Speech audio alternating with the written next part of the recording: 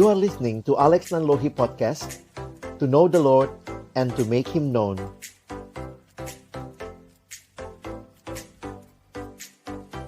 Sebelum kita belajar bersama membuka firman Tuhan, mari kita berdoa. Bapa di dalam surga, kami bersyukur buat kesempatan malam hari ini. Tuhan beri waktu bagi kami untuk belajar bersama. Kami akan membuka firman-Mu. Bukalah juga hati kami. Jadikanlah hati kami seperti tanah yang baik, supaya ketika benih firman Tuhan ditaburkan, boleh sungguh-sungguh berakar, bertumbuh, dan juga berbuah nyata di dalam hidup kami. Berkati hamba-Mu yang menyampaikan, setiap kami yang mendengar. Tuhan, tolonglah kami semua, agar kami bukan hanya jadi pendengar-pendengar firman yang setia, tapi mampukan dengan kuasa dari Roh-Mu yang kudus, kami dimampukan menjadi pelaku-pelaku firman-Mu di dalam hidup kami, di dalam masa muda kami. Bersabdalah ya Tuhan, kami umat-Mu sedia mendengarnya dalam satu nama yang kudus, nama yang berkuasa, nama Tuhan kami Yesus Kristus. Kami menyerahkan pemberitaan firman-Mu. Amin. Ya, saya coba share screen sebentar buat teman-teman. Boleh saya siapkan satu presentasi. Bisa minta tolong di disable sebentar. Supaya bisa able malah, bukan jangan. Ini masih disable soalnya.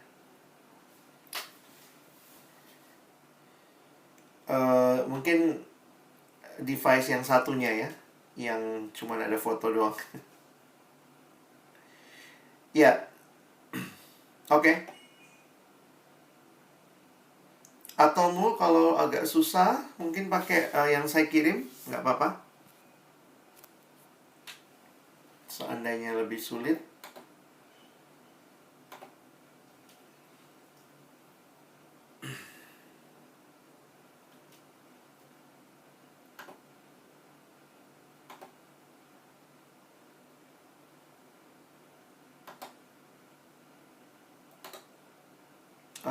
Sebentar, saya belum terbuka di sini.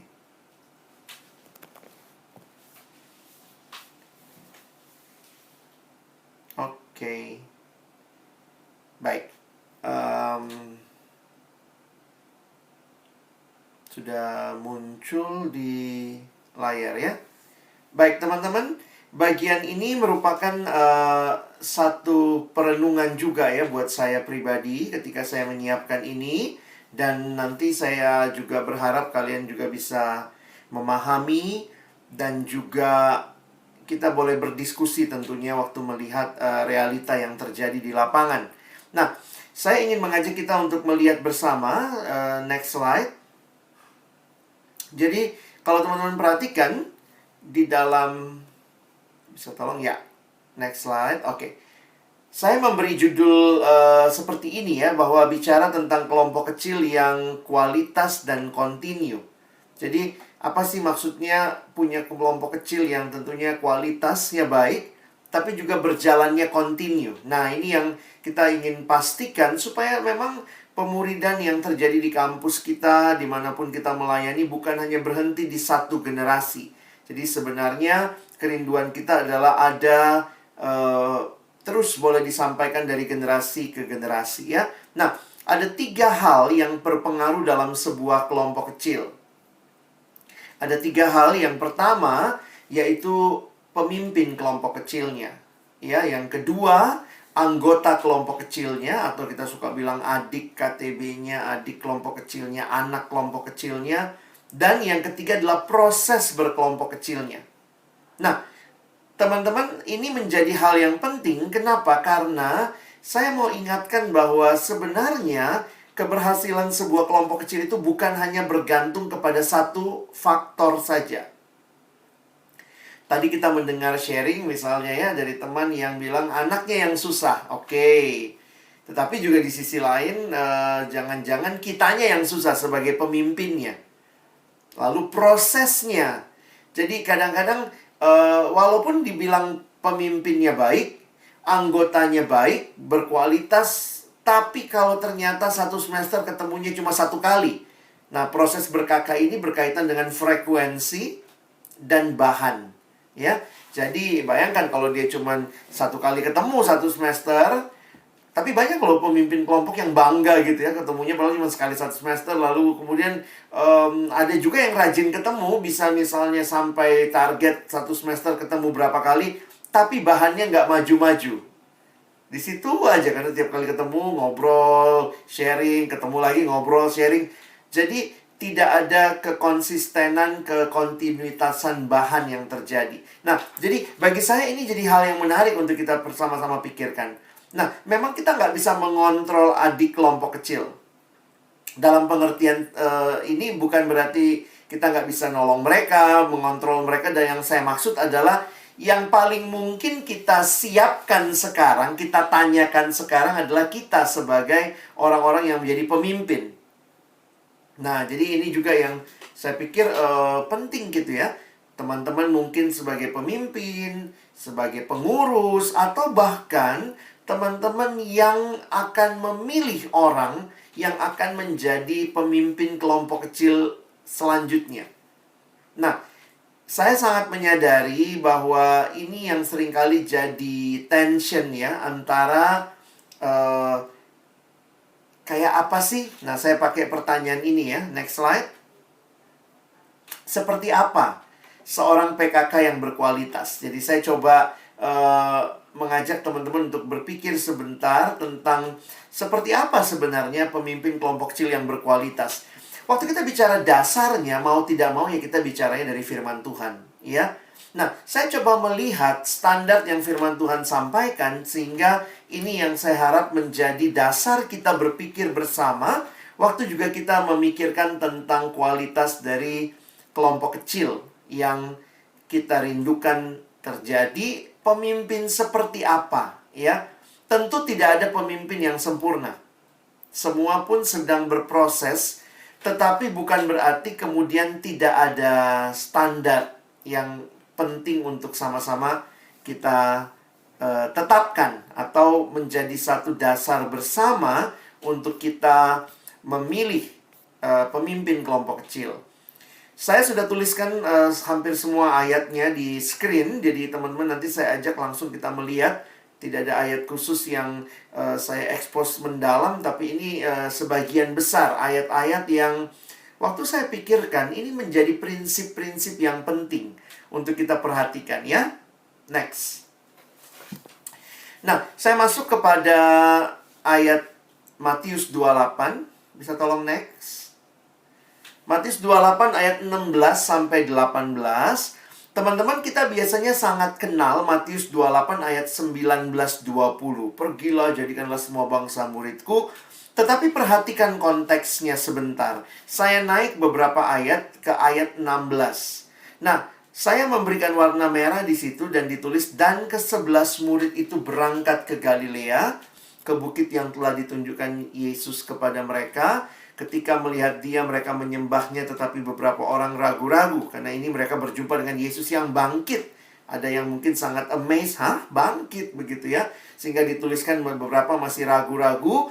Tetapi kemudian Yesus mendekati mereka dan berkata, "Kepadaku telah diberikan segala kuasa di sorga dan di bumi." Next slide. Makanya baru kita lihat ayat itu. Karena itu, pergilah, jadikanlah semua bangsa muridku dan baptislah mereka dalam nama Bapa dan Anak dan Roh Kudus, dan ajarlah mereka melakukan segala sesuatu yang telah kuperintahkan kepadamu, dan ketahuilah aku menyertai kamu senantiasa sampai kepada akhir zaman. Teman-teman, apa yang saya mau sampaikan kepada kita, Tuhan Yesus memberikan perintah untuk kembali menjangkau semua bangsa. Pergilah, jadikanlah semua bangsa muridku. Perintah untuk murid-muridnya memuridkan kembali.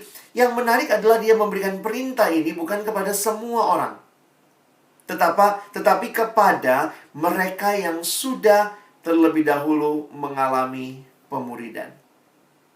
Jadi bagi saya ini prinsip yang penting ya. Next slide. Kita bicara tentang murid yang memuridkan. Nah, karena itu ya saya pikir ini prinsip penting ya. Jadi kalau mau cari pemimpin kelompok ya dari yang sudah dimuridkan. Nah, memang ini untuk menghayatinya kadang-kadang kita, kita manusia sekarang begitu ya. Kita buatlah standar kita sekarang, kita buat dengan cara-cara kita, padahal sebenarnya sangat jelas hanya mereka yang sebenarnya sudah mengalami, atau mungkin pakai istilah yang sering kita dengar, menikmati pemuridan, yang dipanggil memuridkan kembali. Nah, kalau saya bicara memuridkan, saya juga harus katakan seringkali jangan terlalu sempit berpikirnya bahwa ini hanya berkaitan dengan dia pernah ikut kelompok kecil saja. Maksudnya, saya meyakini kelompok kecil itu adalah salah satu strategi pemuridan. Tapi, bagi saya, kelompok kecil bukan satu-satunya strategi pemuridan. Saya ulangi ya. Kelompok kecil itu memang dipakai membentuk murid ya. Tetapi, jangan kemudian berpikir bahwa kelompok kecil adalah satu-satunya strategi pemuridan. Tuhan Yesus memuridkan melalui kelompok. Tetapi nanti kalau kalian lihat Paulus misalnya ke Timotius, itu pemuridan pribadi yang terjadi. Jadi bagi saya terbuka kepada pemuridan pribadi tanpa kelompok. Kalau memang situasinya demikian. Beberapa orang karena pegangnya kelompok, lalu kelompoknya misalnya satu nggak setia, yang satunya setia. Kadang-kadang jadinya bisa jadi tuh hari ini si ini datang, minggu depan satunya datang, satunya nggak datang. Minggu depannya lagi dua-dua nggak datang. Minggu depannya datang bareng, tapi kemudian minggu berikutnya gantian lagi nggak datang. Sehingga dalam beberapa kasus saya lihat satu semester itu nggak ketemuan. Karena apa? Susah menyocokkan jadwal dua orang begitu. Sehingga ada yang nanya sama saya, jadi abang solusinya apa? Kenapa nggak pemuridan pribadi? Nah, ini mungkin yang kadang-kadang kita melihat pemuridan hanya terjadi hanya melalui kelompok kecil. Saya sangat menyadari kelompok kecil itu strategi paling utama ya, atau strategi paling basic untuk memuridkan. Tetapi pemuridan tidak hanya terjadi di dalam kelompok kecil saja. Tuhan saya pikir kreatif, dan kita bisa lihat juga bagaimana Paulus dengan Timotius itu bukan relasi kelompok, tapi relasi pribadi. Kita suka bilang Timotius itu anak kelompok kecilnya Paulus gitu ya, adik kelompoknya Paulus. Saya sih menghayati ya juga ya. Ada yang bilang, enggak kok dia kelompok kecil. Saya bilang, mana teman kelompok kecilnya Timotius? Lalu dia bilang, Titus kali kak, Titus. Jangan mentang-mentang kitabnya deketan kau pasang-pasangin begitu ya. Jadi bagi saya ini membukakan banyak buat saya untuk kemudian berpikir lebih luas ya tentang pemuridan. Pemuridan strategi utamanya kelompok kecil, tetapi bukan hanya kelompok kecil. Tuhan pun bisa memuridkan melalui strategi yang namanya pelayanan personal. Nah, itu yang saya mau angkat juga, next slide. Karena itu kalau kalian perhatikan, ketika Timotius disurati oleh Paulus, dalam surat terakhir Paulus yang ada, yang kita miliki, yaitu surat 2 Timotius, maka dalam 2 Timotius 2 ayat 2, ya. Nah, kita lihat ayatnya, next slide. Ini yang Paulus sampaikan kepada Timotius. Apa yang telah engkau dengar daripadaku di depan banyak saksi, percayakanlah itu kepada orang-orang yang dapat dipercayai, yang juga cakap mengajar orang lain. Nah, teman-teman, saya melihat Paulus punya visi yang luar biasa. Dia memandang jauh ke depan. Bayangkan dalam ayat yang singkat ini, Paulus melihat paling tidak ada 4 generasi murid. Dirinya, apa yang telah engkau dengar daripadaku, lalu kemudian percayakanlah itu. Jadi ada dirinya, ada Timotius yang dia sudah didik, lalu kemudian Paulus, Timotius, lalu ada orang yang dapat dipercayai, yang juga cakap mengajar orang lain. Sehingga seringkali ketika kita bicara secara sederhana, apa sih kriteria, apa sih yang perlu menjadi kualitas seorang pemimpin kelompok? Lihat ayat ini, berarti dia telah mendengar, berarti telah dididik dalam kebenaran. Lalu kemudian berikutnya ialah orang yang dapat dipercayai dan juga yang cakap mengajar. Jadi ini menarik nih untuk kita sama-sama perhatikan begitu ya. Telah mendengar atau telah dididik dalam kebenaran, lalu dapat dipercayai dan juga cakap mengajar. Kenapa? Karena memang pelayanannya adalah mengajar ya, menjelaskan, membangun hidup orang melalui memberikan pemahaman akan firman Tuhan. Sehingga ini muncul seringkali di dalam Alkitab. Nah, saya coba ambil satu teks untuk kita lihat sama-sama lebih dalam, walaupun juga sekilas gitu ya. Saya akan ambil dari next slide, dari kitab 1 Timotius. Jadi menarik, kitab 1 Timotius dan kitab Titus itu kitab yang di dalamnya ada kriteria penilik jemaat. Kriteria penilik jemaat atau kriteria diaken. Nah, beberapa hal yang perlu kita ketahui, saya tidak masuk lebih detail, tetapi diaken dan penilik, ataupun dipakai istilah penatua, sebenarnya ini istilah yang dipertukarkan dengan tugas fungsi yang masing-masing punya yang lebih spesifik. Nah, di dalam gereja masa kini banyak yang juga menggunakannya ya, dengan pemahaman yang sekarang juga macam-macam juga ya. Tapi yang ingin saya katakan bahwa ini dua istilah yang sebenarnya sama, tapi dari akar yang berbeda. Satu akarnya Yahudi, satu akarnya Yunani. Nah, beberapa buku tafsiran menjelaskan itu. Jadi, saya tidak membedakan ya antara penilik sama diaken. Saya coba ambil tafsirannya John Stott bahwa ini sebenarnya menunjukkan pada hal yang sama dari dua latar belakang budaya yang berbeda. Nah, apa yang menarik adalah saya coba mengkaitkan orang-orang yang... Jadi Paulus itu begini teman-teman ya, ketika dia melayani dari kota ke kota gitu ya, dia sadar bahwa dia tidak bisa melayani single fighter. Karena itu kalau dia mengunjungi lagi beberapa kota untuk kali yang kedua, kita membaca di dalam Alkitab, dia kemudian mengangkat orang-orang untuk jadi penatua, untuk jadi penilik. Nah, ini kebiasaannya Paulus ya. Sehingga kalau kita perhatikan di kota-kota itu kemudian ada yang namanya penilik jemaat, ada yang namanya gembala bagi jemaat mereka, dan itu yang Paulus bangun di setiap kota.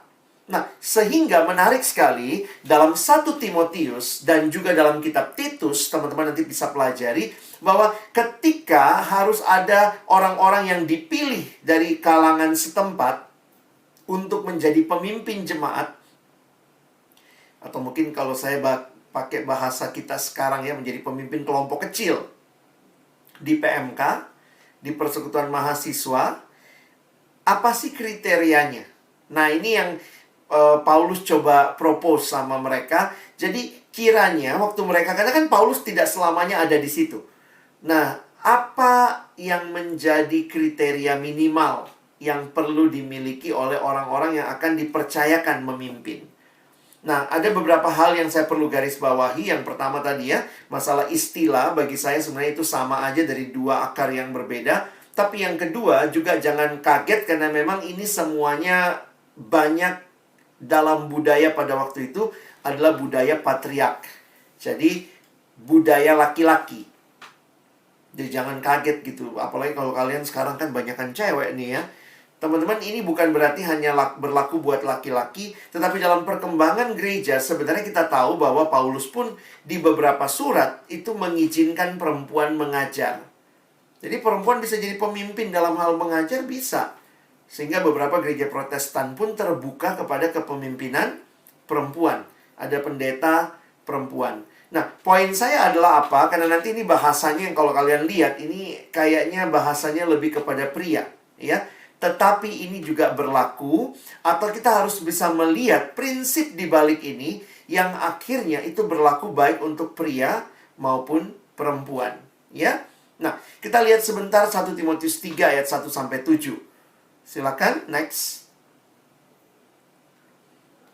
Nah, teman-teman perhatikan ya.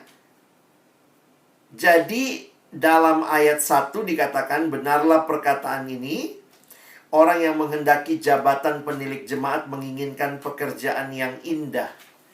Wah, ini menarik juga ya didiskusikan ya. Sekarang kita pada pengen nggak sih jadi PKK ya? Padahal itu pekerjaan yang indah loh kalau lihat dari konteks ini ya. Kayaknya waktu itu banyak tuh yang pengen ya. Kalau kita malah kebalik sekarang, sedikit yang pengen. Udah sedikit, kualitasnya juga sedikit gitu ya. Waktu itu mungkin banyak yang pengen, tetapi kemudian Paulus memberikan kepada mereka kriteria atau kualitas yang perlu dimiliki. Tentu sekali lagi ini bukan kualitas yang harus sempurna, tetapi sedang bertumbuh tentunya menuju kesempurnaan. Karena selama kita masih hidup di dalam dunia ini, kita sadar belum ada satupun dari kita yang sempurna. Nah, perhatikan ayat yang kedua. Karena itu penilik jemaat haruslah, nah ini lihat, seorang yang tak bercacat. Teman-teman, ini bukan istilah cacatnya, bukan istilah cacat fisik ya, tetapi ini cacat dalam arti punya moral yang baik. Suami dari satu istri dapat menahan diri, bijaksana, sopan, suka memberi tumpangan, cakap mengajar orang, bukan peminum, bukan pemarah, melainkan peramah, pendamai, bukan hamba uang, seorang kepala keluarga yang baik. Sekali lagi, ini kena laki-laki ya, disegani dan dihormati oleh anak-anaknya. Jikalau seorang tidak tahu mengepalai keluarganya sendiri, bagaimanakah ia dapat mengurus jemaat Allah? Ya, benar juga gitu ya. Janganlah ia seorang yang baru bertobat. Ada nih ayatnya ya. Janganlah ia seorang yang baru bertobat agar jangan ia menjadi sombong dan kena hukuman iblis. Hendaklah ia juga mempunyai nama baik di luar jemaat agar jangan ia digugat orang dan jatuh ke dalam jerat iblis. Teman-teman, waktu saya lihat list ini langsung, waduh, ini gimana ini ya? Kayaknya sempurna banget. Tapi paling tidak akhirnya saya jadi sadar ya. Iya juga ya, bahwa ternyata kualitas-kualitas seperti ini, karena apa? Orang ini akan jadi pemimpin bagi jemaat. Tentu banyak orang, sebagaimana yang ditulis di ayat 1, kayaknya banyak yang menginginkan jabatan itu pada masa itu. Tetapi Paulus ingin memberikan mereka ini loh, hal-hal yang harus diperhatikan. Nah, teman-teman, secara cepat saja, next slide. Kalau kita bisa melihat ada 10 area di mana perlu dievaluasi atau diinvestigasi, atau mungkin bahasa investigasi terlalu ini ya, curigation ya, tingkat dewa ya, enggak. Tapi kita bicara ini hal-hal yang perlu dilihat ya. Nah, kita coba perhatikan juga, dan mungkin teman-teman yang bertugas nanti memilih pemimpin kelompok kecil, coba refleksikan hal ini. Dulu zaman saya di kampus, susah, kami susah cari pembicara, nggak banyak pembicara. Jadi kalau pembinaan pemimpin seperti ini, atau misalnya pembinaan tim regenerasi, kami bilangnya untuk regenerasi cari calon pemimpin, yang kami lakukan zaman dulu tuh PA. Ya, PA 1 Timotius 3, saya ingat tuh, Titus pasal 1 atau 2 gitu ya. Jadi banyakan kita tuh memang nemu sendiri, oh begini toh kriterianya. Karena juga waktu itu kami bingung. Nah, saya coba kasih beberapa asumsi yang muncul di benak kami waktu kita coba PA-in ini ya. Next. Jadi ada 10 area. Kita mulai dari area yang pertama. Nah, pada waktu itu sih rata-rata merit gitu ya. Karena sekali lagi, kalau kalian mengerti konteks waktu itu, pemimpin jemaat waktu itu paling tidak usianya 30-an. Sehingga dalam kebiasaan budaya patriark, dia harus sudah menikah misalnya. Tapi menarik nih, bagi saya bukan cuma masalah menikahnya, tapi ada kalimat suami dari satu istri. Jadi dia punya kesetiaan di dalam pernikahan. Kadang-kadang kita mikir, apa hubungannya sih? Ini kan pemimpin kelompok kecil atau pemimpin jemaat, kok hubungannya sama pernikahan dia? Sesuatu yang sangat pribadi. Tapi ini justru menunjukkan bagaimana ada standar yang Tuhan mau. Masalah his fidelity, kesetiaannya di dalam pernikahan. Sekali lagi saya katakan ini semua bahasanya seksis ya. Dia pakainya laki-laki, his fidelity. Tapi dalam pemahaman saya ini juga nampaknya harus berlaku untuk perempuan. Ya. Nah, yang kedua, kita bisa lihat, ini semua ayatnya kita udah baca tadi ya. Tentang penguasaan dirinya. Nah, teman-teman bisa lihat ya, his self-mastery.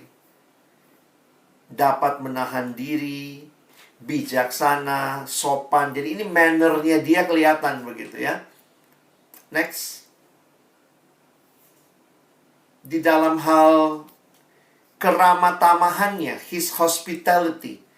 Teman-teman mesti pahami, pada waktu itu salah satu bukti nyata kerohanian seseorang waktu itu adalah mereka suka memberi tumpangan. Jadi hospitality ini ciri jemaat Tuhan di abad pertama.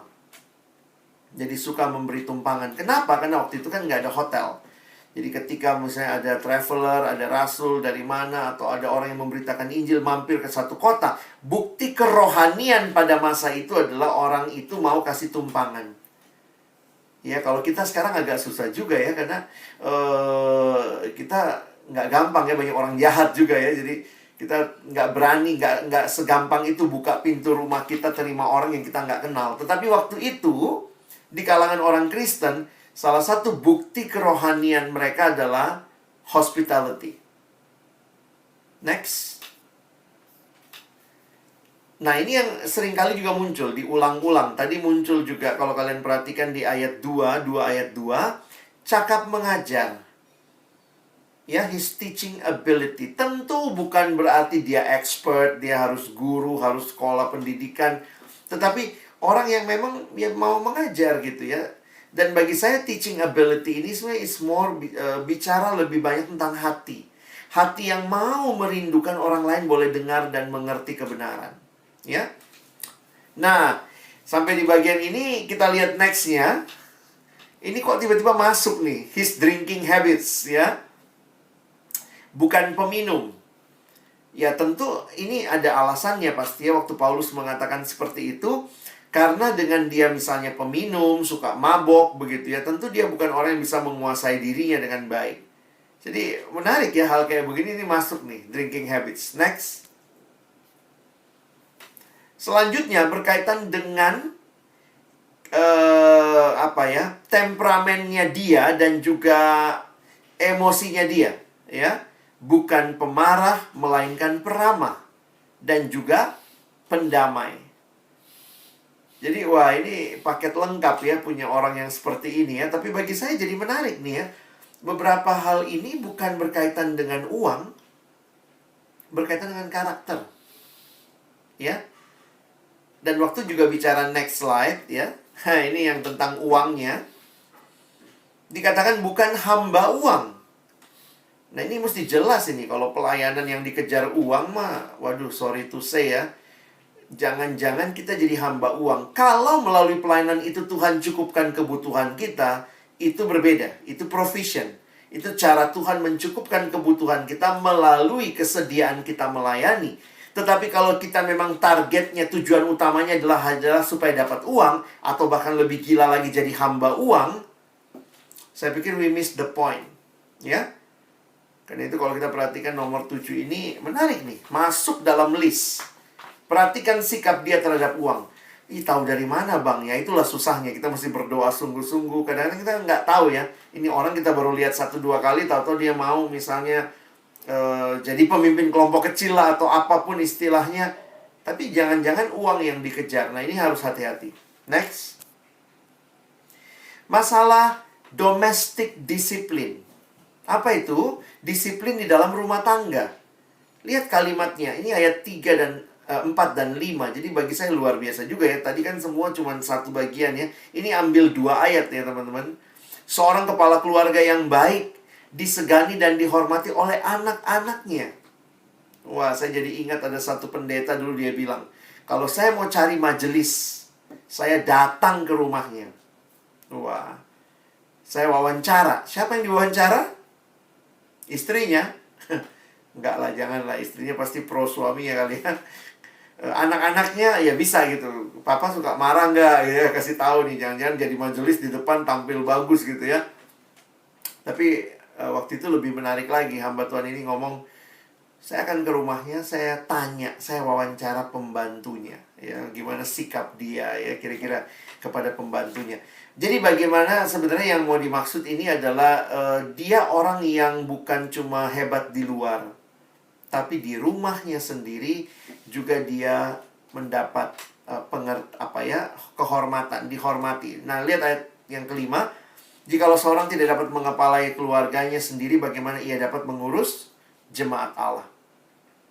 Dulu waktu kami PA ini muncul perdebatan, karena beberapa dari kita yang melayani kan orang tua malah nggak mau ya. Orang tua bilang, apa kau melayani, udahlah kau kuliah aja gitu ya. Bagaimana nih? Kita nggak dihormati di rumah, nggak disegani. Nah, tapi konteksnya agak beda ya.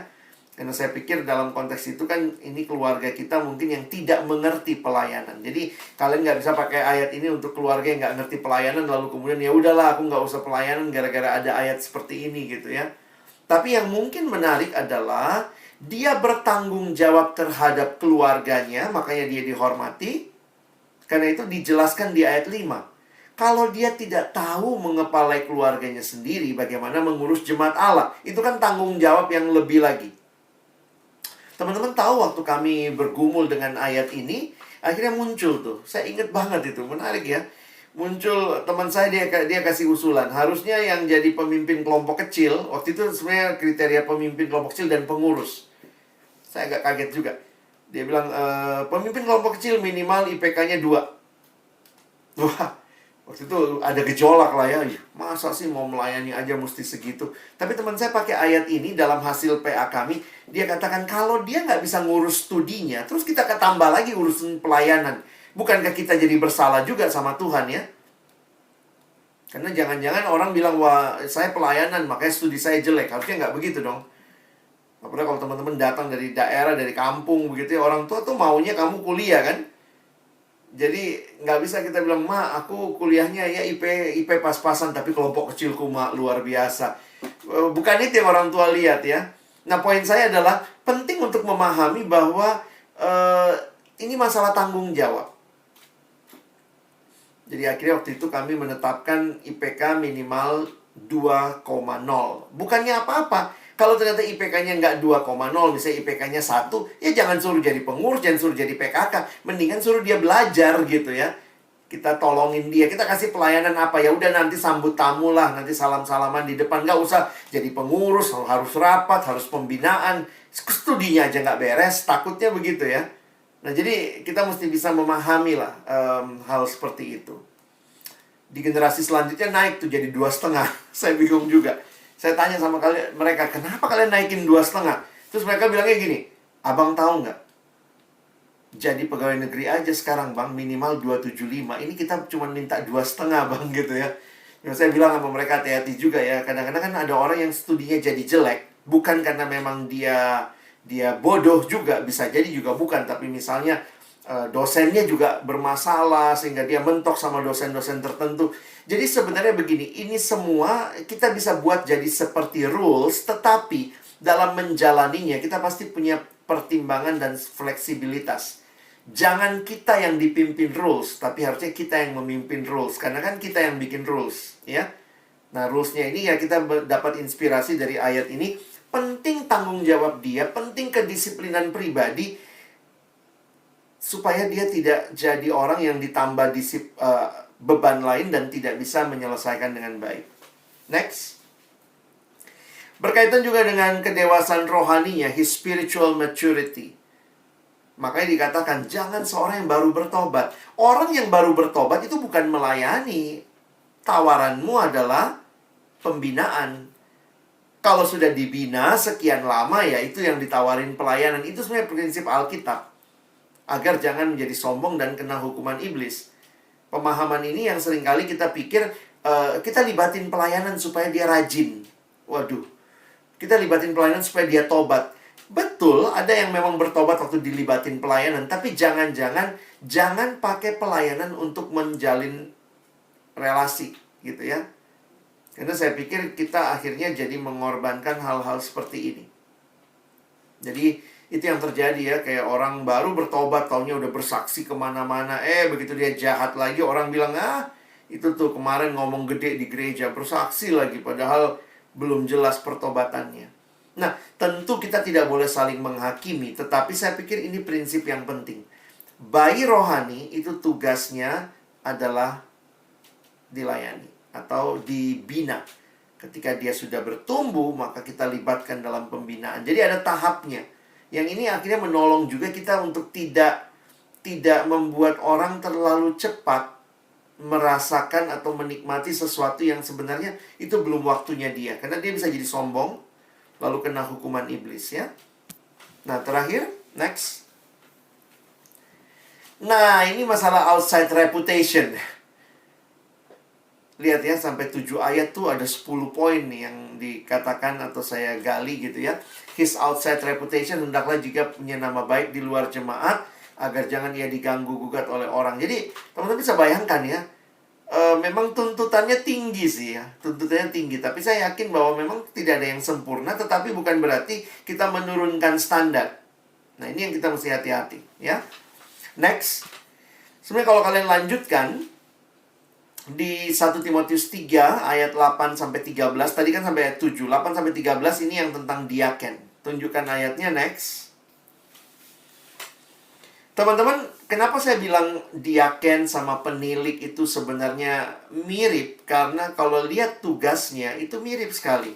Jadi kayak diulang lagi tuh ayat 8. Diaken-diaken haruslah orang terhormat, jangan bercabang lidah, jangan penggemar anggur. Kan udah ada di atas tadi.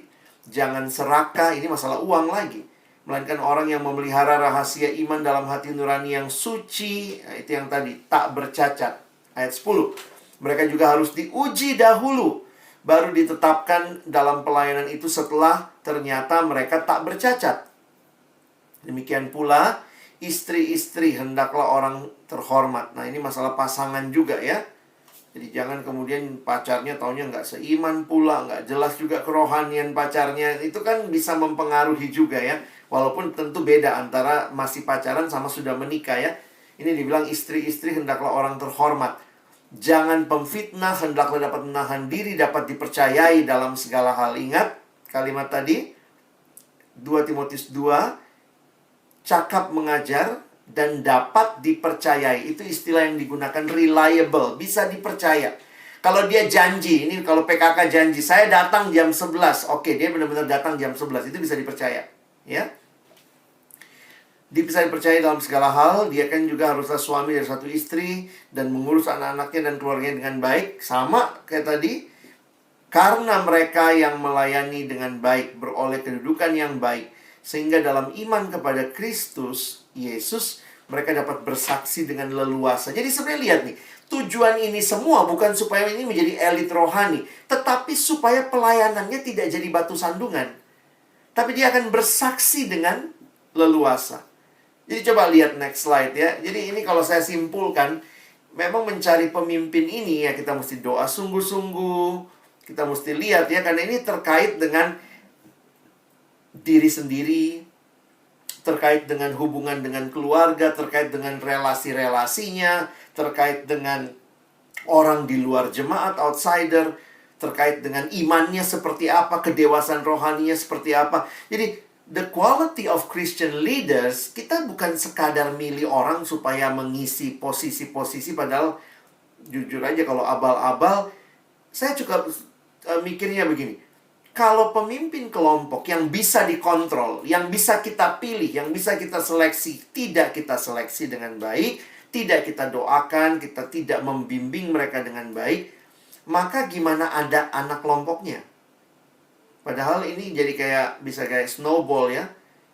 Kalau kali ini udah makin gak jelas, nanti turun terus standarnya gitu ya.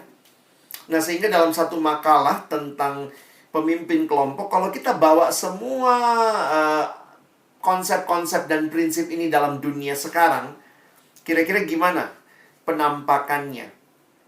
Nah, next slide. Dalam satu makalah yang pernah saya buat, ini ya, yang kira-kira kalau kita kaitkan dengan hidup kita sekarang. Pertama, ya karena kita kan melayaninya bukan di gereja ya, dalam arti ya berarti dia mesti ngerti dong apa hubungannya sama PMK, keunikan PMK, memahami visi pemuridan. Penting nih, jangan PKK bawa orang ke gerejanya gitu. Kalau memang orangnya nggak punya gereja atau dia masih cari gereja lalu kemudian PKK-nya ngajak, oke lah ya. Tapi kalau maksa misalnya, lu kalau jadi AKK gue, ayo pindah ke gereja saya, begitu. Berarti kan dia nggak memahami keunikan persekutuan yang interdenominasi. Dia perlu memahami visi pemuridan. Tahu nih, ini kelompok apa. Jangan kadang-kadang kita tanpa sadar tuh, pemimpin kelompok tuh suka bodoh-bodohin orang gitu. Ayo ikut kelompok gitu ya. Nanti kita diperhatiin, ada yang doain, ada yang apa. Jadi kesannya kayak cuman sekadar memberikan yang manis-manisnya saja. Tentu itu kita nikmati, tetapi lebih jauh lagi. Ini kelompok di mana kita bertumbuh sama-sama jadi murid Kristus. Ini bukan kelompok makan-makan. Ini bukan cuma kelompok ketemu hahaha, tapi ini kelompok bertumbuh. Kira-kira begitu ya. Jadi PKK kualitas ya paham ini dia lagi memimpin apa nih. Kalau enggak, kamu nggak paham lagi mimpin apa, kamu wasting time 2 tahun di kampus. Punya ajaran sehat. Ia percaya Yesus adalah jalan keselamatan dan percaya bahwa Alkitab adalah firman Tuhan. Sebatas pada pengakuan iman rasuli, ya. Jadi bisa dia pahami itu. Next. Ya tentunya punya kemampuan mengajar. Mengajarnya apa ya? Paling enggak ya buat kita paling sederhana skillnya bisa PA, mimpin PA kelompok. Kan kita ada juga namanya pipa, mungkin PI lewat PA dalam persekutuan jemaat gitu dan lain-lain. Lalu memiliki kerinduan terus belajar, terus menerus. Saat teduh, PA teratur, rajin baca buku rohani, ikut pembinaan. Next. Dapat diandalkan atau dipercaya dalam tanggung jawabnya melakukan pelayanan. Memiliki teladan hidup dan reputasi yang baik. Apa buktinya? Kan teman-teman belum kerja, ya udah dalam bidang studinya. Bidang lainnya gimana? Oh, bidang lain juga. Gimana? Udah pacaran belum? Pacarannya bener nggak? Jangan cuma teladan hidup di studi, di pelayanan luar biasa. Ternyata pacaran gaya Blacky gitu ya. Nggak jelas gitu. Harus jelas. Next. Memiliki mentalitas yang sehat, berpikir positif dan tabah. Jadi kalau adik kelompok kecilnya tidak balas WA, tidak ini, ya bisa berpikir positif, bisa berjuang lah, kira-kira begitu ya. Jangan begitu adik kelompok kecil nggak balas WA, aduh dia udah bunuh diri nih, pasti dia mati nih, aduh pasti saat ini dia sedang. Ya kalau kita udah mikirnya begitu, mentalitasmu nggak sehat ya, nggak berpikir positif, nggak tabah, kira-kira gitu. Memiliki karakter yang baik, punya kasih dan kedisiplinan, memiliki kepekaan terhadap Tuhan dan AKK-nya, anggota kelompok kecilnya, adik kelompok kecilnya. Ia seorang pendengar yang baik, pendoa yang setia, dan mempunyai visi bagi AKK-nya masing-masing. Jadi ini bukan cuma sekadar tambahan dalam hidup, tapi Tuhan engkau panggil untuk melakukan ini bagi kemuliaan-Mu. Nah, saya tutup dengan next. Ini kalau ditarik lagi, jadi sebenarnya apa sih, bagaimana sih ya? Nah, 1 Timotius 4 ayat 16 memberikan petunjuk yang menarik buat kita. Awasilah dirimu sendiri dan awasilah ajaranmu. Ketika Paulus bicara kepada Timotius bagaimana pemimpin yang sebaiknya, Paulus bicara, Timotius, kamu sendiri. Awasi dirimu, awasi ajaranmu. Jadi kalau yang tadi semua diperes begitu rupa, nah ini 2 nih. Awasi diri, awasi ajaranmu. Bertekunlah dalam semuanya itu. Next slide, coba lihat. Saya coba bagikan ya. Saya lihat ada 2 bagian, keluarin aja semuanya. 1 Timotius 4 ayat 16, awasi dirimu, ini berkaitan dengan hidup yang baik. Moralitas, ya tadi ya, punya ketabahan, punya karakter yang baik. Itu semua bicara tentang diri kita. Tetapi waktu bicara ajaran, itu bicara sesuatu yang benar. Jadi kalau kita simpulkan, ya PKK yang hidupnya baik dan benar, kira-kira gitu ya. Dan lihat kalimat terakhir. Demi apa pelayan Tuhan harus membangun hidup yang baik dan benar? Next, coba lihat. Karena kalau dia orang yang benar dan baik, yang berjuang, tentu sekali lagi belum ada yang sempurna. Perhatikan kalimat Alkitab. Bertekunlah. Karena dengan bertekun dalam hidup yang baik, dalam hidup yang benar, perhatikan kalimatnya. Engkau akan menyelamatkan dirimu, tapi bukan cuma dirimu, dan semua orang yang mendengar engkau. Sekali lagi, Paulus tahu persis Timotius dia tinggalkan di Efesus untuk menjadi pengajar di sana. Itu kira-kira Timotius jadi PKK-nya, orang Efesus, jemaat Efesus. Dan dia ingatkan, Timotius, awasi dirimu. Perhatikan baik-baik. Awasi ajaranmu. Belajar PA dengan baik gitu ya, memahami pengajaran, bertumbuh secara spiritualitas. Karena itu engkau akan menyelamatkan dirimu, tapi bukan cuma dirimu, tapi semua orang yang mendengar engkau. Sehingga refleksi ini yang saya rindukan sebagai penutup. Next. Gimana dengan setiap kita? Kiranya kita pun bisa benar-benar melihat hal ini dan juga berjuang untuk membangun pemuridan di kampus kita dengan memilih, mendoakan sungguh-sungguh. Kalau kalian adalah PKK yang didoakan sungguh-sungguh, jadi PKK yang benar gitu ya. Tapi kalau kalian harus memilih generasi selanjutnya, kiranya kalian juga bisa memilih yang tepat. Tuhan memberkati kita sekalian. Amin.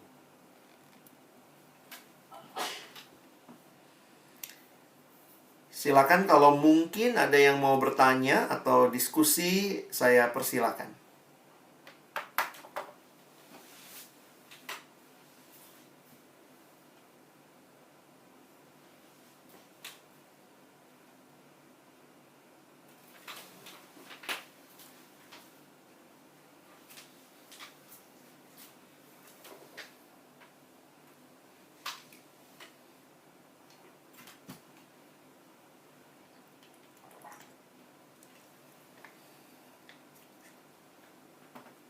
Apakah ada?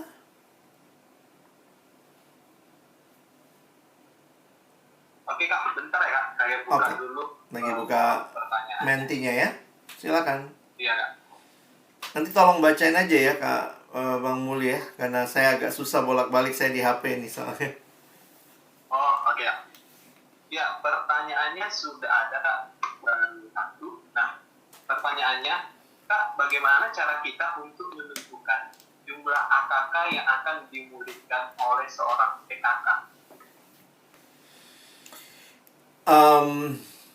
Memang unik ya, karena saya lihat dan saya tahu dari info yang saya dapat, ada kesulitan juga dengan pola yang memang jadi pola yang kalian pakai. Misalnya semua orang dari awal harus masuk kelompok. Jadi memang jujur aja itu akan menyulitkan ya. Saya pikir menyulitkan dalam pengertian begini. Kita mau sih semua orang dibina ya. Tapi kalau boleh mengkritik pola pembinaan massal, yaitu dampaknya adalah kita nggak bisa mengontrol berapa jumlah orang di dalam kelompok yang idealnya itu berapa. Itu yang terus jadi pertanyaan kan. Kalau kita bicara idealnya misalnya satu kelompok idealnya 4. Lalu gimana nih misalnya kepada teman-teman yang begitu banyak ikut kelas agama misalnya, gimana asistensinya kalau ternyata satu PKK cuma mau 4 begitu. Jadi, tapi saya harus katakan itulah kritik yang saya juga melihat. Karena beberapa kampus di Indonesia menggunakan pola mengkelompok kecilkan semua orang. Jujur ada plus ada minus. Plusnya ya berarti semua orang punya kesempatan dengar firman Tuhan, dengar berita Injil. Tapi minusnya adalah ya juga kita nggak pernah bisa ideal. Kira-kira begitu. Kalau mau idealnya, saya pikir ya jangan sok-sok lebih dari Yesus kali ya. Di bawah 12 lah gitu kali ya. Itu pun udah banyak banget gitu ya. Tapi makanya kalau saya pribadi sih maksimal 7. Kalau bicara teori ya, buku-buku misalnya maksimal 7. Kenapa? Karena teori sosiologi kelompok. Teori kelompok itu kalau udah lebih dari 7, itu gimana interaksinya bisa dalam? Bayangkan kalau kita cuma ketemu misalnya 1 minggu 2 kali. Satu minggu. 1 bulan 2 kali, misalnya 2 minggu sekali gitu ya. Dalam 2 minggu sekali ketemu cuma 1,5 jam. Lalu 7 orang mesti ngomong aja udah susah tuh. Jadi memang teori kelompok pun mengatakan nggak bisa terlalu banyak. Nah, kira-kira seperti itu sih.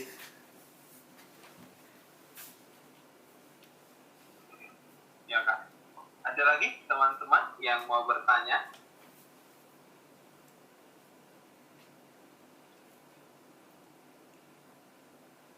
Oh, ada lagi Kak. Silakan. Kak Alex tadi sudah disebutkan kita bisa melihat karakter calon PKK dari kehidupannya, Iya. pendidikannya, sampai bertanya ke keluarganya. Tapi bagaimana cara menilai iman mereka, matang atau tidak?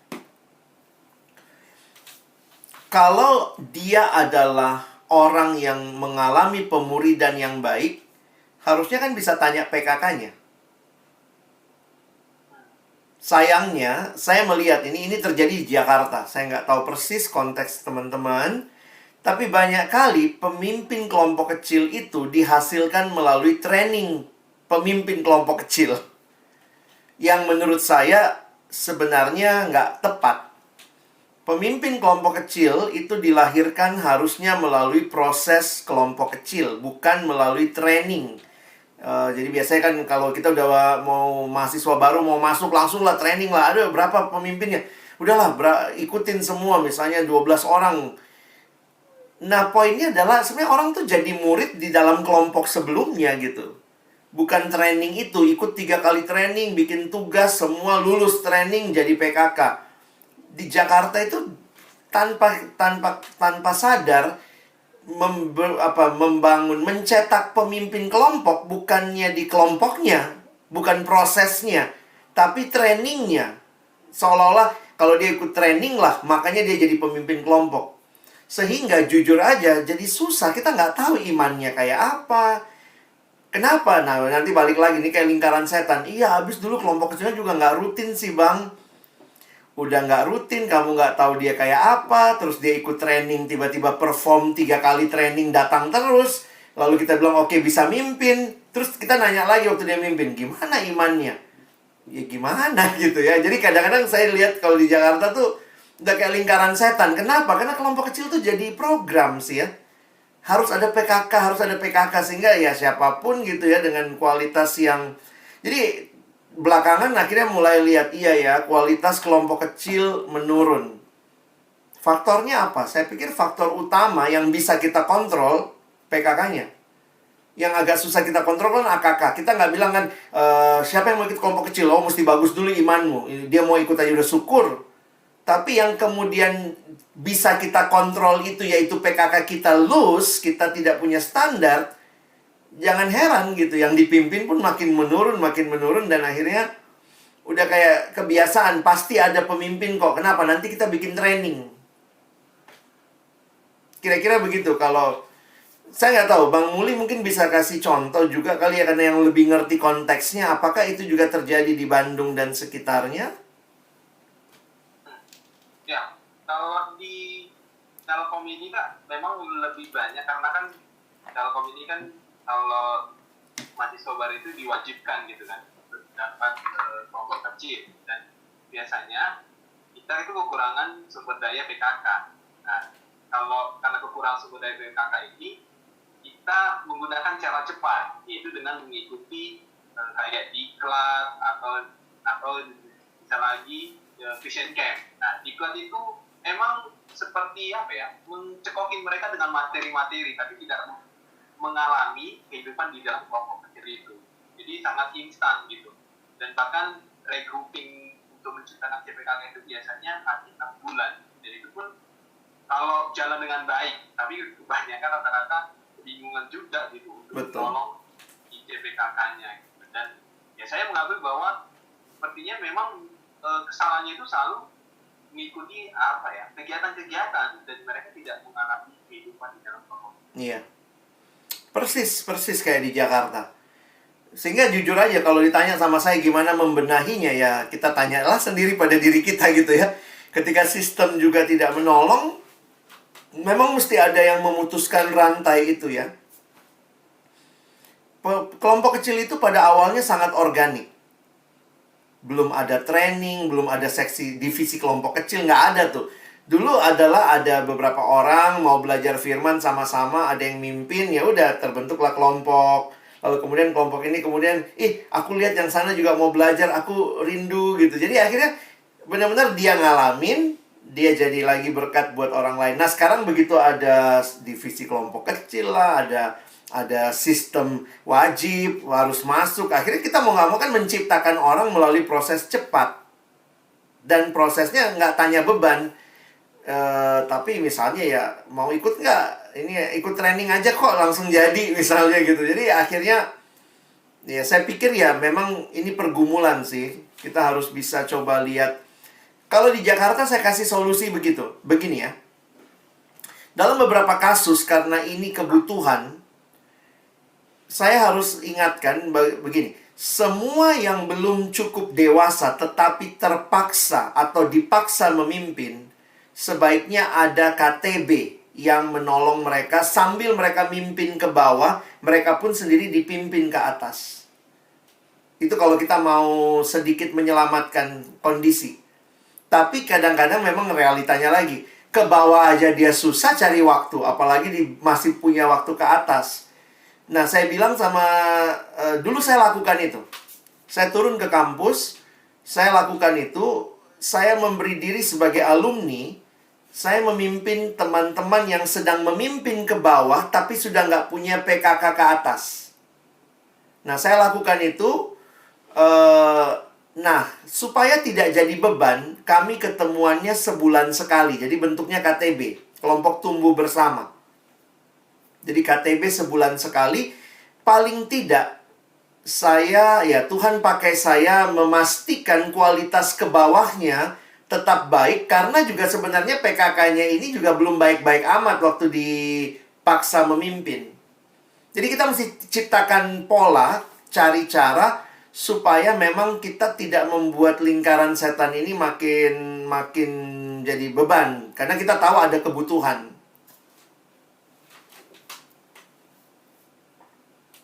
Oke. Berarti Kak, tadi kan solusi Kakak kita mengKTB-kan PKK yang kok dibilang inilah ya, karbitan lah gitu ya, dipercepat gitu. Berarti seorang PKTB-nya itu juga boleh mengetahui kondisi AKK-nya juga ya Kak? Mengetahui dalam arti apa? Mengetahui bagaimana pertumbuhan AKK-nya, bagaimana dia AKK-nya bertumbuh atau tidak, mengalami kelompok kecil kah di dalamnya gitu. Iya sih. Sebenarnya logikanya harusnya begitu. Tapi saya juga melihatnya begini ya. Ini nggak bisa kita tutup mata. Tuhan sangat kreatif mengasihi kita dan generasi ini. Ada orang yang waktu dipaksa dia jadi bagus. Ada juga tuh. Mungkin teman-teman juga ngalamin kan, beberapa yang dipaksa, sebenarnya aku nggak siap nih bang. Tapi waktu dia sudah nyemplung, kayak ada aja anugerah Tuhan, dia jadi PKK. Ih, kok bagus juga dia ya, bisa juga gitu. Walaupun mungkin awalnya kita lihat kayaknya dia dari kelompok kecil yang nggak jalan, ikut training, ikut diklat istilah kalian, habis ikut diklat, kok dia jadi PKK-nya sungguh-sungguh banget gitu. Dia nggak pernah dapat teladan, cuman ikut diklat, tapi dia bisa jadi bagus gitu. Saya pikir itu anugerah ya. Tapi kan nggak semuanya begitu. Ada yang struggle gitu. Nah mungkin di sisi inilah kita butuh ada kakak rohani lah. Paling tidak mendoakan. Waktu itu saya juga ingat ya. Saya pilih akhirnya bahan pelayanan. Jadi bahan yang saya pakai dengan mereka. Karena kami cuma ketemu sebulan sekali. Tapi saya jadi support group buat PKK-PKK karbitan ini. Dan beberapa jadi bagus karena kayak kita terus ada ini ya, tiap kali mereka datang cerita gitu, terus saya doain, kita belajar sesuatu. Jadi saya nggak bilang, saya juga nggak meng-underestimate mereka, aduh iman mereka nggak bertumbuh. Saya pakai bahan yang menguatkan pelayanan mereka. Jadi bukan bahan dasar, tapi bahan-bahan yang juga, karena saya tahu nih, kamu lagi melayani nih. Ayo nih, jadi saya cari bahan-bahan yang lebih advance juga buat mereka. Ada dua lagi Kak. Ya, silakan. Yang ketiga itu, bagaimana kita tahu kalau ada AKK yang emang cocok dengan pemuridan personal, bukan pemuridan dalam bentuk kelompok? Nah, itu kepekaan lah ya. Karena begini, saya juga harus katakan hati-hati ya. Saya beberapa kali juga merasa salah ngomong begitu ya. Jadi gara-gara saya ngomong begitu, langsung ngomong, wah kata Bang Alex nggak apa-apa, nggak usah pimpin kelompok begitu. Lalu kemudian jadinya semua maunya personal. Saya ketemu beberapa kasus yang kepekaan pemimpin itu yang penting banget. Saya kasih contoh lah ya, mungkin pengalaman pribadi. Saya juga kan memimpin kelompok karena saya termasuk orang yang menikmati dipimpin. Dan saya udah kenal kelompok kecil ketika saya bertobat SMA. Saya waktu masuk kuliah juga saya ikut kelompok kecil. Saya memimpin kelompok kecil sejak tahun kedua. Karena saya udah dibina di siswa. Jadi kakak-kakak di kampus begitu lihat saya udah binaan siswa, saya cuma dibina 1 tahun langsung jadi PKK gitu di kampus. Nah, poinnya waktu itu yang saya nikmati, istilahnya ya kita memberi diri gitu ya. Saya dipercaya memimpin, lalu bagaimana tahu? Sorry, tadi boleh ulangin nggak pertanyaannya? Kok saya jadi lost deh. Bagaimana kita tahu kalau AKK yang bagaimana kita tahu kalau ada AKK yang emang Pemuridan personal ya? Personal, iya, bukan dalam kelompok. Nah, pengalaman saya begini. Setiap semester saya tantang lagi. Mau kelompok nggak? Nah, itu pengalamannya begitu. Jadi karena saya tantang lagi, mau kelompok nggak? Mau kelompok nggak? Karena saya tahu nih, saya pimpin orang dari jurusan yang beda. Tiap semester kan keluar jadwal baru. Nah, waktu itu saya pimpin 5 anak. 5 anak ini, kemudian waktu jadwal bentrok, saya mesti nanya nih. Makanya saya punya kebiasaan dari dulu kalau mimpin kelompok kecil, saya nggak memastikan pasti selalu bareng. Saya tanya, masih mau nggak? Tiap semester habis jadwal baru keluar, aduh bang, susah bang, oke. Nah, kalau ada satu yang mau, tapi nggak matching jadwalnya sama kelompok, maka saya akan layani dia pribadi. Nah, bisa nangkep nggak ya? Diusahakan kelompok. Tapi kalau dia mau, tapi kelompoknya nggak bisa, apakah kita biarin dia? Justru saya layani dia. Jadi kadang-kadang saya menghayati yang mana ya jadi anak kelompok kecil saya ini yang dilayani pribadi atau kelompok dari ketersediaan waktunya. Tapi di sisi lain juga ada kasus begini ya. Ada anak-anak pinter banget, tapi nggak terlalu aktif di PMK. Tapi deket sama kamu misalnya. Dia kalau mau ikut sama teman yang lain, ternyata karena pinternya dia ikut aktivitas ini di kampus, itu di kampus. Kadang-kadang saya untuk orang-orang seperti itu, saya mau loh layani pribadi. Dengan pengertian bahwa mungkin karena terlalu pinternya dia aktif di mana-mana, dia nggak punya kesempatan berkelompok. Tapi dia mau kenal Tuhan misalnya. Nah, saya ketemu beberapa teman yang dulu agak unik sih, anaknya pinter, tapi cuman datang kebaktian rutin, nggak mau ikut kelompok kecil. Tapi seneng ngobrol sama saya. Jadi akhirnya saya nggak bilang, oke lah kamu pemuridan personal saya ya. Tapi saya memberi waktu setiap minggu makan siang sama dia. Di situ ngobrol. Jadi pemuridan itu memang bentuknya itu organik ya, ketimbang sebuah, oke, mari kita nyanyi. Habis nyanyi, oke, lagu penyembahan, lagu apa, oke, silakan buka Alkitab. Dan waktu itu anak ini, anak ini masih ngerokok. Tapi kemudian dia nanya, bang, lu terganggu nggak gue ngerokok? Saya bilang, no problem. Kenapa? Saya tahu kau susah ninggalin itu, dan saya mau kamu ninggalin itu. Saya temenin ya. Jadi kadang-kadang kalau kita ngobrol-ngobrol makan siang, itu ya dia sambil ngerokok gitu ya. Terus kalau dia udah lihat muka saya berubah gitu, gimana bang? Aduh sorry, dia sembunyiin rokoknya. Tapi maksudnya gini, persahabatan saya dengan dia, tanpa sadar saya merasakan bahwa ya Tuhan pakai saya memuridkan dia secara personal. Jadi pada saat yang sama saya punya kelompok yang saya pimpin, tetapi juga saya waktu itu bilang ada orang-orang yang Tuhan taruh di hati saya yang saya layani secara pribadi. Itu juga waktu itu ada satu teman kos. Ya teman kos saya juga dia bukan orang yang bukan orang yang religius amat, tapi kayak Tuhan kasih beban, lu deketin dia, ngobrol-ngobrol lah tentang iman, tentang apa sama dia. Ya udah, saya jadi orang yang misalnya sering makan sama dia kalau di kosan, ngobrol.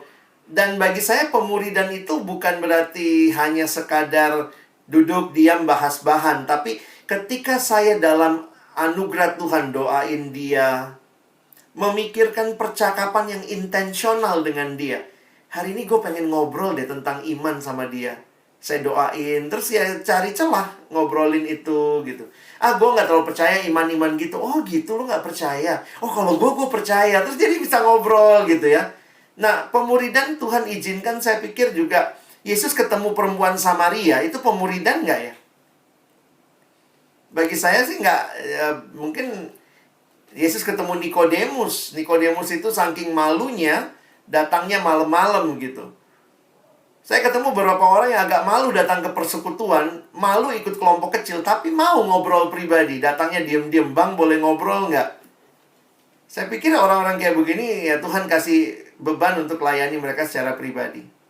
Memang yang beginian nggak dievaluasi sama divisi kelompok kecil kan? Jadi makanya kadang-kadang saya bilang, ya udahlah, itu pelayanan pribadi. Yang dievaluasi kelompoknya, berapa orang kelompokmu, anggotanya rajin apa enggak.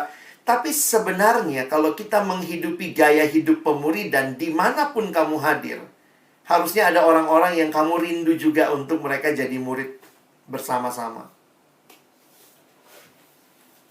Ya. Ini Bang, 2 terakhir ya teman-teman. Ya. Nanti kalau semakin banyak nanti kita selesai ya. Kita batasi ya. Ini 2 terakhir ya Bang ya. Oke, dipilih. Nggak mesti kalau sama kan? Ya, Kak, bagaimana cara menghadapi atau merespon seseorang sudah memiliki keinginan untuk menjadi PKK, tapi dia belum bisa menjadi PKK, misalnya IP-nya rendah atau KTP-nya juga jarang. Akhirnya dia merasa sakit hati dan tidak mau lagi melayani. Pertama, dampingi terus. Dampingi orang seperti itu terus gitu. Lalu yang kedua, nah ini masalah main cantik lagi ya. Ada orang yang mengalami itu di kampus saya dulu. Dan saya bilang sama dia, kamu memang nggak bisa mimpin kelompok. Karena kau susah aja, ngurus dirimu aja susah gitu ya. Tapi bisa nggak kamu pelayanan pribadi? Saya tantang dia pelayanan pribadi. Jadi jujur deh, pemuridan itu hidup yang sudah mengalami Injil. Nah memang kadang-kadang di kampus kita langsung bilang, wah nggak sih, nggak bisa jadi PKK. Mungkin kalau dia ngurusin 3-4 anak lagi yang bakal bikin kuliahnya nggak terlalu terfokus sama dia, akan susah. Tapi bisa nggak dia, ya mungkin kalau kita dampingi, suruh aja cari siapa yang bisa kau muridkan secara pribadi. Muridkannya di mana? Waktu makan siang, waktu ngobrol, waktu di kelas ini, waktu nongkrong. Jadi jujur aja ya, kadang-kadang saya memang bergerak di luar sistem. Karena sistem udah terlalu kaku. Sistem kadang ya, yang kelompok kecil adalah ketika sekian orang berkumpul, mesti IP sekian. Begitu kamu nggak IP sekian, kamu nggak boleh. Tapi memuridkan itu sebenarnya bisa siapa aja. Seorang adik kelompok kecil saya sampai selesai di kampus nggak pernah jadi PKK. Kan kalau kita PKK pengen banget adik kita jadi PKK lagi ya. Dia nggak pernah jadi PKK. Tapi ternyata Tuhan pakai dari ceritanya dia, Tuhan pakai dia memuridkan adiknya di rumah. Dari adiknya yang nggak tahu saat teduh, karena kakaknya ini terus cerita, terus ajakin adiknya saat teduh, beliin renungan. Terjadi pemuridan. Yang bagi saya, dia nggak pernah mimpin kelompok. Dalam kacamatanya divisi kelompok kecil ini AKK yang gagal. Tapi dalam kacamatanya Tuhan, dia hadir, dia jadi pemimpin yang memuridkan adiknya sendiri di rumah. Jangan-jangan kita banyak adik kelompok kecil tapi di rumah atau di kos, harusnya ada juga yang bisa kita muridkan pribadi. Saya melihatnya sih begitu, Kak Bang Muli. Nah, yang terakhir nih Kak, Bang Alex, kualifikasi atau kriteria seperti tadi kita cukup lihat atau perlu disampaikan kepada CPKK dengan harapan itu menjadi pengingat juga untuk mereka. Ini seni kali ya. Jadi nanti teman-teman lah yang pikirin kayak apa. Seni dalam arti jangan sampai kita juga terjebak. Kalau bagi saya sih nggak mesti dikasih tahu detail. Tapi kasih tahu lah misalnya ya 2 hal. Perlu punya hidup yang baik dan benar ya. Aplikasinya. Nah makanya kalau waktu itu yang saya hayati ya Bang Muli ya. Paling enak tuh kita PA bareng mereka. Yuk kita PA sama-sama. Kita bikin bahan PA. Jadi kalau dihotbahkan orang akan merasa tertuduh. Wih gila nih PKK kayak begini. Tapi kalau kita PA sama-sama. Oh ada ya ayatnya. Jangan orang yang baru bertobat. Oh harus begini ya. Harus begitu. Waktu kita menemukan biarlah dia jadi sadar. Sebenarnya dia siap atau tidak. Kalau dia nggak siap, apa yang bisa ditolong? Sementara memang kampus kita butuh orang. Jadi akhirnya kita terus bisa ini ya. Nah, itu yang saya lihat. Oke Kak. Ya, teman-teman, terima kasih Kak Alex. Sama-sama. Sharing-sharingnya tadi ya. Nah, ini karena waktunya sudah mau habis kan, saya kembalikan ke Elizabeth ya, sebagai WL ya. Oke.